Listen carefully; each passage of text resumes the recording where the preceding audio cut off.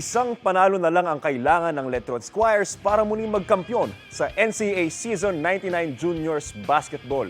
Sa Game 1 nitong weekend, umariba ang Letron Squires kontra sa Perpetual Junior Altas sa score na 97-80. Muling maghaharap ng dalawang kupunan sa Game 2 sa Merkules sa Philoil Eco Oil Center.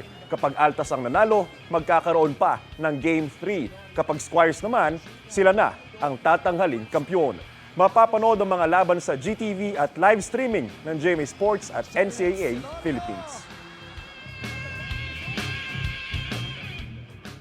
Kapuso, para laging una ka sa mga balita, bisitahin at mag-subscribe sa GMA Integrated News sa YouTube. Sa mga kapuso abroad, samahan nyo kami sa GMA Pinoy TV at sa www.gmanews.tv.